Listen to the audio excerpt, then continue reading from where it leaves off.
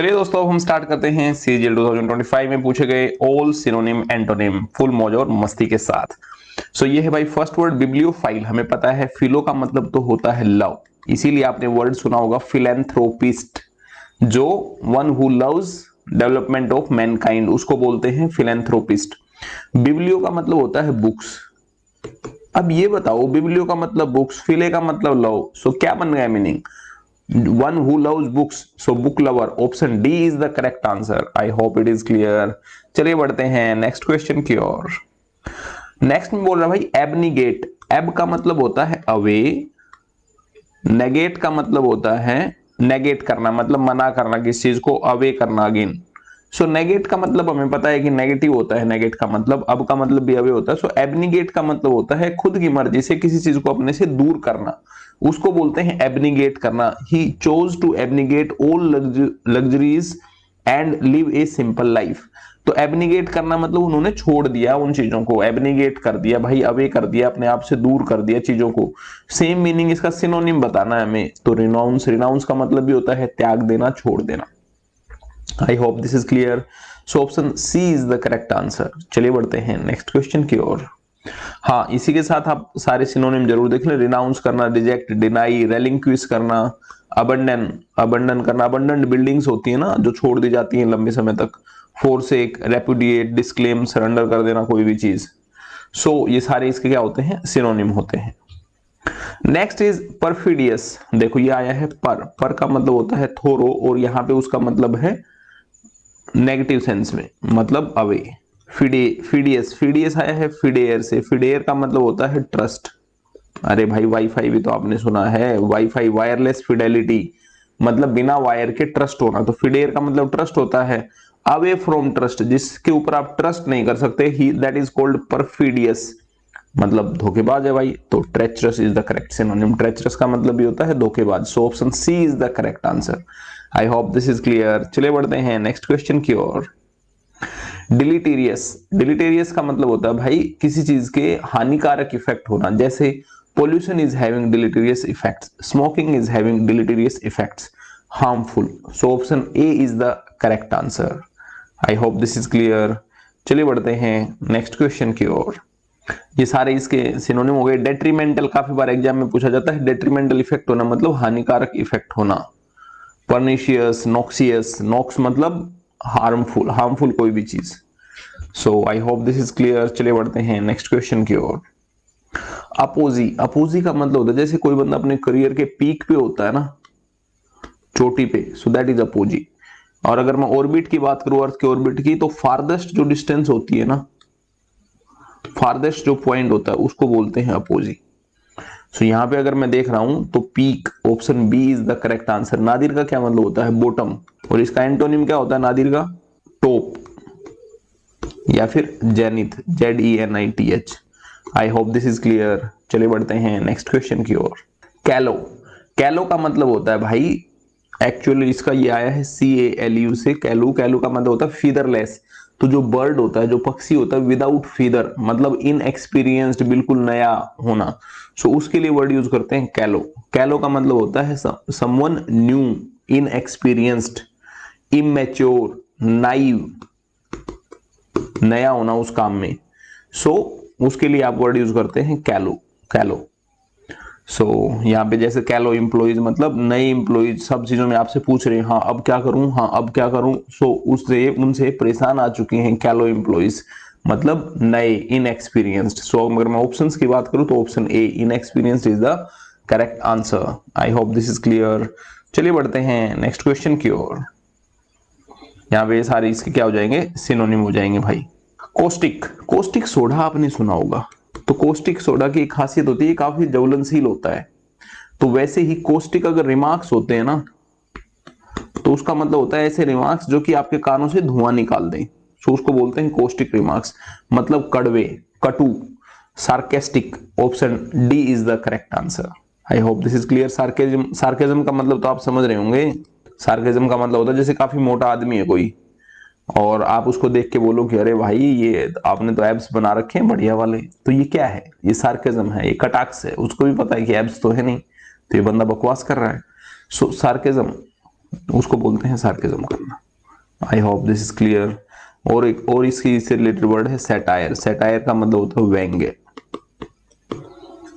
So option D is the correct answer. चलिए बढ़ते हैं नेक्स्ट क्वेश्चन की ओर। नेबुलस। नेबुलस का मतलब होता है कोई भी चीज अनक्लियर होना। आया कहां से? एक सिमिलर मीनिंग होता है मिलता जुलता, नेबुलर। नेबुलर का मतलब होता है रिलेटेड टू क्लाउड्स। तो क्लाउड्स जो होते हैं दे आर नोन फॉर, मतलब हेजी टाइप होते हैं, क्लियर नहीं होते, उनके आर पार दिखाई नहीं देता है। सो क्योंकि क्लाउड अनक्लियर होते हैं इसीलिए इस मीनिंग, इस वर्ड का मतलब नेबुलस का मतलब भी होता है अनक्लियर, वेग। और वेग एग्जाम में काफी बार पूछा जाता है भाई, वेग का मतलब होता है अनक्लियर। वेग रिप्लाई, जैसे मैंने आपसे कुछ पूछा तो आप घुमा फिरा के रिप्लाई दे रहे हैं, तो मैं बोलूंगा कि भाई प्लीज, मतलब आप ना, मतलब मुझे क्लियर बताइए आप क्या बताना चाह रहे हैं। योर रिप्लाई इज वेग। तो वेग का, अनक्लियर का उल्टा क्या होता है? अनक्लियर का तो क्लियर हो जाएगा। और वेग का अगर मैं अच्छे मीनिंग की बात करूं थोड़ा सा बढ़िया वाला, तो वेग का क्या हो जाएगा? ल्यूसिड। ल्यूसिड का मतलब होता है clear. I hope this is clear. So vague, lucid, ये मीनिंग आपको पता होने चाहिए। चलिए बढ़ते हैं नेक्स्ट क्वेश्चन की ओर। नॉन चैलेंट। नॉन तो पता है भाई, नहीं, नॉन नेगेटिव बना रहा है। चैलेंट का मतलब होता है कंसर्न्ड। कंसर्न होना, किसी चीज को लेके चिंतित होना कि भाई हाँ ये काम करना है नहीं करना है, जो भी है उस चीज के बारे में सोचना, दैट इज कंसर्न होना। नॉन मतलब नहीं, किसी चीज के लिए कंसर्न नहीं होना मतलब बिल्कुल फ्री हो जाना। सो उसको बोलते हैं नॉन चैलेंट, नॉट कंसर्न्ड। मतलब यहाँ पे अगर मैं बात करूं तो केयर फ्री, बिल्कुल, उसको बोलते हैं nonchalant. Option D is the correct answer. चलिए बढ़ते हैं नेक्स्ट क्वेश्चन की ओर। जुवेनाइल। जुवेनाइल आप काफी बार सुनते हैं यार, जुवेनाइल कोर्ट हो गया। जैसे 18 साल से नीचे अगर कोई है ना तो उसके ऊपर जुवेनाइल रूल्स लागू होते हैं। 18 साल से ऊपर कोई है तो उसके ऊपर अडल्ट कानून, सारे जो नॉर्मल कानून है ना अपने आईपीसी वगैरह, वो सब लागू होते हैं। सो जो 18 साल से नीचे जो माइनर हैं उनके लिए जुवेनाइल कोर्ट होते हैं। सो जुवेनाइल मतलब भाई ऑब्वियसली कम एज वाले। सो यहाँ पे अगर मैं ऑप्शंस की ओर देखूं तो अडल्ट नहीं कह सकते, वाइज नहीं कह सकते, मैच्योर नहीं कह सकते, चाइल्ड ही सी ऑप्शन बचा। So option C is the correct answer. I hope this is clear. Intransigent. Intransigent का क्या मतलब होता है समझो। इन का मतलब होता है नोट, नेगेटिव बनाने के लिए। ट्रांसिजेंट का मतलब होता है जो कॉम्प्रोमाइज कर ले। Transigent, one who can compromise. So not compromise, जो कॉम्प्रोमाइज ना करे वो हो गया इंट्रांसिजेंट। ऐसा कोई ऑप्शन है जो कॉम्प्रोमाइज ना करे? Yes, stubborn. Option C is the correct answer. अब ध्यान से सुनो, बहुत इंपॉर्टेंट बात बता रहा हूं। किसी बच्चे को इस वर्ड का मीनिंग नहीं भी पता है तो उसको इतना तो पता है कि विलिंग, कॉम्प्लाइंट और सबमिसिव, इन सब से उल्टा होता है स्टबबोर्न। तो स्टबबोर्न तो हठी होता है ना, स्टबबोर्न होना, एरोगेंट होना, एडामेंट होना, डोगमेटिक होना, इनका मतलब होता है मतलब बात ना मानना, इनफ्लेक्सिबल होना। तो स्टबबोर्न, तो इन तीनों के मीनिंग से जस्ट उल्टा है स्टबबोर्न। तो चांसेस, बहुत ज्यादा प्रोबेबिलिटी है कि यही आंसर होगा, क्योंकि ये तो तीनों मिलते जुलते हैं आपस में, तीन आंसर तो हो नहीं सकते। इन तीनों से अगेंस्ट स्टबबोर्न ही है। तो obviously option C is the correct answer. ये उस केस में कि भाई बिल्कुल आंसर नहीं पता आपको, मीनिंग नहीं पता, तो अगर तुक्का भी आपको मारना हो तो इस टाइप से फिर वो मारा जाता है। आई होप दिस इज क्लियर। चलिए बढ़ते हैं नेक्स्ट क्वेश्चन की ओर। प्रोपीचियस। प्रोपीचियस वेदर है भाई आज, प्रोपीचियस वेदर है, या फिर आप में बोल देते हैं ऐसा कि कंड्यूसिव है आज का वेदर। तो इसका मतलब होता है फेवरेबल होना। यहां पे अगर मैं ऑप्शंस की बात करूं तो डायरेक्ट फेवरेबल दे ही रखा है, option C is the correct answer. Conducive काफी बार एग्जाम में पूछ लिया जाता है, वेदर कंड्यूसिव है मतलब भाई जैसे एरोप्लेन वगैरह होते हैं तो उनकी फ्लाइंग के लिए वेदर कंड्यूसिव है, मतलब वो फ्लाई कर सकते हैं, मतलब वेदर सुटेबल है। So I hope this is clear. चलिए बढ़ते हैं नेक्स्ट क्वेश्चन की ओर। रेबेलियस। रेबल, रेबल का मतलब विद्रोह करना भाई। और अगर मैं बात करूं रेबेलियन, अगर मैं बोल दूं तो विद्रोह करने वाले। रेबेलियस एक्ट मतलब विद्रोही एक्ट। यहां पे अगर मुझे सिनोनिम बताना है तो भाई सबमिसिव का मतलब जो बंदा झुक जाए, जैसा आप बोलो वैसी बात मान ले। ओबीडियंट मतलब भी आज्ञाकारी। एग्रीएबल मतलब जो एग्री हो जाए। डिसओबीडियंट जस्ट उल्टा है। Obviously C is the correct answer. So इसमें भी सेम केस है, अगर आपको रेबेलियस नहीं भी पता किसी बच्चे को और ये चारों मीनिंग पता तो भी वो कर देगा। सो डिसोबीडियंट मतलब भाई बिल्कुल आप बोलो और वो बिल्कुल ना माने आपकी बात को, तो दैट इज कॉल्ड डिसोबीडियंट, या फिर रेबेलियस, विद्रोह करने वाला। So option C is the correct answer. चलिए बढ़ते हैं नेक्स्ट क्वेश्चन की ओर। यूलोजी। यू का मतलब होता है भाई लव, जैसे यूफोरिया, सो यूलोजी का मतलब होता है जब किसी की डेथ पे उनके बारे में, उनकी प्रशंसा में कुछ वर्ड्स बोले जाते हैं तो उसको यूलोजी बोला जाता है। सो यहां पे अगर मैं ऑप्शंस की बात करूं तो tribute, option A is the correct answer. चलिए बढ़ते हैं नेक्स्ट क्वेश्चन की ओर। हैफेजार्ड, यार ये सब क्या हो रखा है घर पे, सारी चीजें ना बिल्कुल सिक्सिस एंड सेवंस में या फिर हैफेजार्ड मैनर में रखी हुई है। तो हैफेजार्ड मैनर में मतलब केओटिक वे में, कुछ भी इधर उधर सब कुछ फेंका हुआ है, तो उसको बोलते हैं हैफेजार्ड मैनर में। तो ऑर्गेनाइज्ड बोलेंगे क्या? नहीं, ये तो एंटोनिम हो जाएगा, इंटेंशनल रैंडम प्लान्ड। रैंडम हो जाएगा भाई, रैंडम मतलब कोई यहां रखा, कोई यहां रखा, कोई यहां, रैंडमली कोई चीज रख देना, दैट इज इधर उधर। सो और क्या हो सकता है? केओटिक अगर होता तो वो भी इसका करेक्ट सिनोनिम हो जाता। केओटिक मतलब मिसमैनेजमेंट होता, केओटिक होता, केओस का मतलब होता है मिसमैनेजमेंट। तो यहाँ पे option C is the correct answer. चलिए बढ़ते हैं नेक्स्ट क्वेश्चन की ओर। हैफेजार्ड मैनर में कोई भी चीज होना मतलब अनऑर्गेनाइज्ड होना। ल्यूमिनस, ल्यूमिनस का मतलब होता है भाई, मतलब लाइट, जलना, ब्राइट होना कोई भी चीज, ल्यूमिनस। सो यहाँ पे अगर मैं ऑप्शंस की बात करूं तो रेडियंट होगा। रेडियंट आपने सुना होगा कि भाई हमारे घर पे एक घड़ी लगी हुई है उसमें रेडियम है। रेडियम है का मतलब रात के अंधेरे में भी आपको उसमें टाइम दिखाई दे जाती है, क्योंकि रेडियम है घड़ी में, ये जो सुई है ये चमकती हैं। तो रेडियम का मतलब भी चमकना होता है, तो उसी से रेडियंट बना है। और ल्यूमिनस का मतलब भी चमकना होता है। सो option D is the correct answer. चले बढ़ते हैं नेक्स्ट क्वेश्चन की ओर। ओपेक आपको पता होना चाहिए, काफी बार पूछ लेता है एग्जाम में। ट्रांसपेरेंट का जस्ट उल्टा होता है। ट्रांसपेरेंट का मतलब आर पार दिखाई देना, ओपेक का मतलब नहीं दिखाई देना आर पार। Next is illuminate. Illuminate again भाई, लुमिनेट लाइट से आया है, तो किसी चीज के ऊपर प्रकाश डालना उसको बोलते हैं इल्यूमिनेट करना उस चीज को। ये तो हो गया इसका लिटरल मीनिंग। अब इसका देखते हैं फिगरेटिव मीनिंग क्या होता है। फिगरेटिव मीनिंग होता है भाई, किसी चीज के ऊपर आप प्रकाश डाल रहे हैं, लाइट डाल रहे हैं, तो मतलब उस चीज को आप उजाले में लेके आ रहे हैं, मतलब उस चीज को आप एक्सप्रेस कर रहे हैं, एक्सप्लेन कर रहे हैं। तो इसीलिए किसी चीज को इल्यूमिनेट करना मतलब एक्सप्लेन करना भी होता है फिगरेटिव सेंस में, मतलब इसका। So option A is the correct answer. अगर आपका यहाँ पे रेडियंट या लाइट वगैरह का कुछ भी नहीं दे रखा है तो obviously option A is the correct answer, explain. जैसे एग्जांपल समझो, his speech helped in illuminating the issue clearly. कि उसकी जो स्पीच थी ना उसने सहायता की in illuminating the issue clearly, मतलब in explaining the issue clearly, उसके ऊपर पूरी तरह से लाइट डालने में। So I hope this is clear. Illuminate मतलब एक्सप्लेन, अच्छे से समझाना कोई चीज। गैरुलस, गैरुलस तो इतनी बार पूछा जाता चुका है एग्जाम में, एसएससी बार बार भर के पूछते इस मीनिंग को, और ये वर्ड पावर वाली बुक में ही करवा दिया गया है, मतलब जो अपनी 11 घंटे वाली क्लास हमने, तो गैरुलस से रिलेटेड भी सारे वर्ड करवाए थे। गैरुलस मतलब भाई बहुत ज्यादा बातें करने वाला बंदा, चैटर बॉक्स यार, चटपट चटपट बोलता ही रहे कुछ कुछ, तो उसको बोलते हैं गैरुलस। और क्या होता है इसके मीनिंग? और होते हैं भाई लोकिसियस, मतलब ज्यादा बोलने वाला, वोल्यूबल। सो वो सब क्या हो गए? बोलने वाले रिलेटेड। टोकेटिव, टोकेटिव तो काफी सिंपल हो गया है ना। तो ये सारे मीनिंग क्या होते हैं? बात करने वाले। इसने टोकेटिव ही दे रखा है, सिनोनिम पूछ रखा है, तो ऑप्शन ए हो जाएगा भाई। और इसका उल्टा क्या हो जाएगा? रिजर्व होना, साइलेंट होना। एक और मीनिंग होता है इसका उल्टा, एंटोनिम बता रहा हूं, रेटिसेंट। रेटिसेंट का मतलब रिजर्व होना। और टेसिटर्न भी होता है। टेसिटर्न मतलब to remain silent, taciturn. Taciturn, reticent, ये सब इसके एंटोनिम होते हैं। और गैरुलस के सिनोनिम भी देख लो, टोकेटिव, लोकेसियस, वर्बोज, बहुत ज्यादा बोलने वाला, verb, verb, verbal. Verbal communication आप समझते हो ना, वर्बल कम्युनिकेशन मतलब आपस में बातें करने से रिलेटेड है, तो वर्बोज ज्यादा बातें करने वाला, chatty, gossipy, wordy, voluble, effusive, babbling, babble, babble करने वाला बंदा, ऐसा बंदा गैरुलस, ज्यादा बोलने वाला।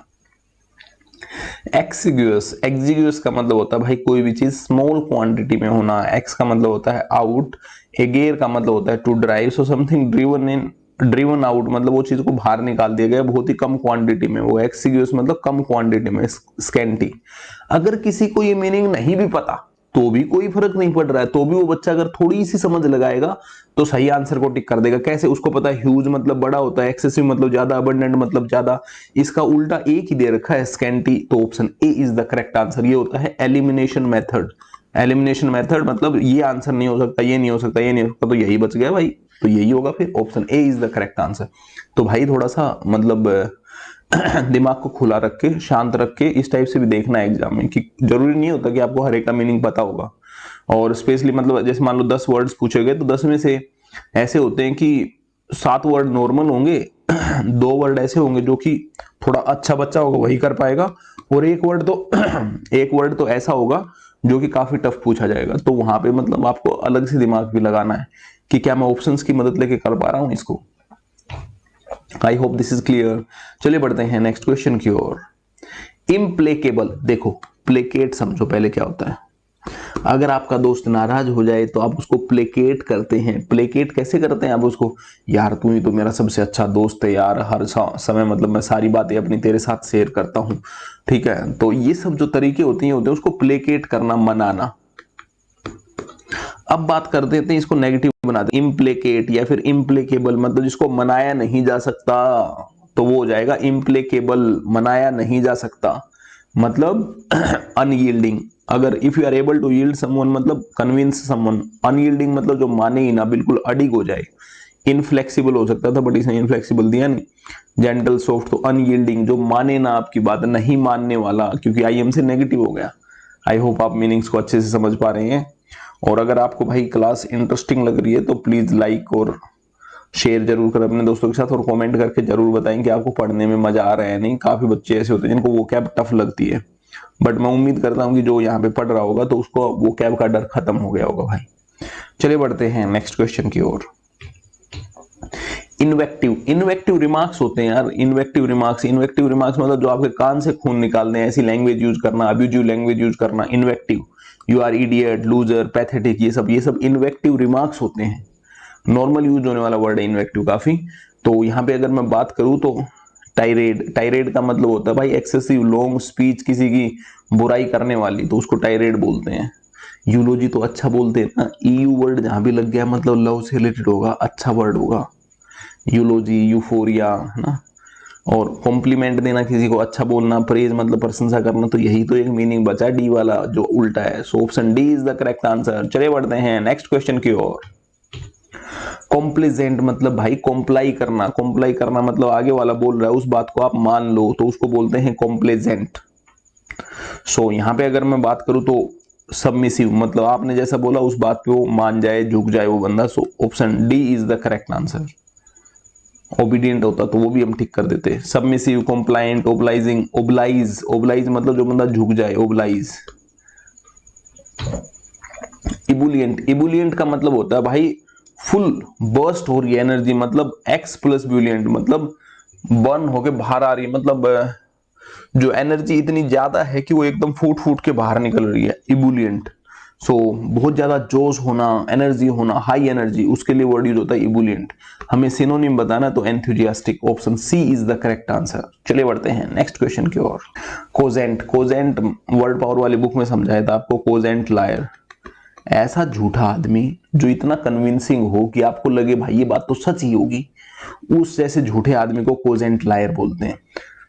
तो कोजेंट वाले जो लायर होते हैं वो थोड़े से तेज होते हैं दिमाग के, दे आर वेरी कन्विंसिंग, क्योंकि कोजेंट का मतलब ही होता है कन्विंसिंग। यहां पे अगर मैं ऑप्शंस की ओर देखूंगा तो option C is the correct answer. Cogent, convincing, tactful. So option C is the correct answer. Next is dilatory, dilatory का मतलब होता है डिले करने वाला। सो आपको कोई चीज समझ के रखनी है, डिलेटरी मतलब डिले करने वाला, जो चीजों को डिले करे, नॉर्मली फास्ट ना करे, उसको बोलते हैं डिलेटरी। लॉयर यूज डिलेटरी टैक्टिक्स, डिलेटरी टैक्टिक्स होती है ना,